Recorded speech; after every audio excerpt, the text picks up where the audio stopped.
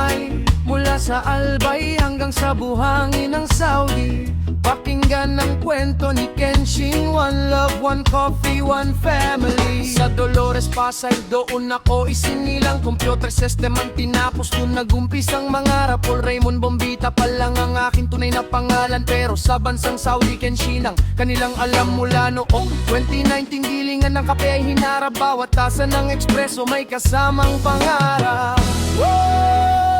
Oh, heto ang himig ng pusong lumalaban. Isang single dad kape ang sandigan, mula Labnig, Malinaw, Albay na mahal.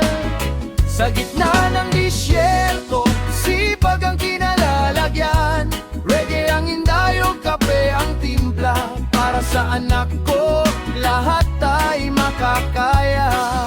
Hindi biro ang buhay ng isang amang mag-isa, ngunit sa tuwing naiisip ang anak, napapawi ang dusa sa bawat latte at na aking iginuguit sa tasa. Nandun ang pag-asa na balang araw pamilya gagaan na. Pagkatapos ng shift, sa court naman ang tuloy. Basketball ang laro, pawis ay dumadaloy. Shoot ng bola, parang pangarap natin na target. Kahit anong hirap, hindi bibitaw sa basket. Gusto kong mag-inspire, magbahagi ng dunong sa mga kapwa ko abroad na laging sumusulong. Wag susuko kapatid, ituloy lang ang laban ng kaalaman na yaman na di mananakaw ni nino man. Yeah, yeah.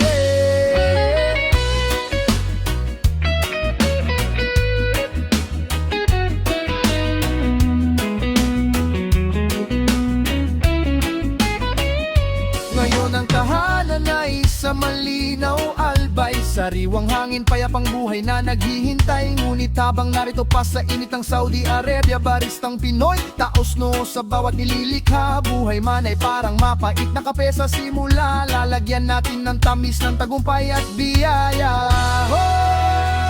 Oh, heto ang himig ng pusong lumalaban. Isang single dad kape ang sandigan, mula Labnig, Malinaw, Albay na mahal.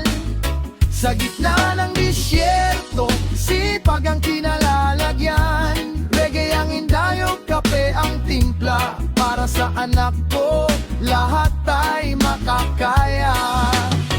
Shoutout sa mga sumusuporta sa akin. Dante Mercolita, unang mentor. Nepinaga, Latte Art Mentor. At sa mga team so ina umaalalay at sumuport.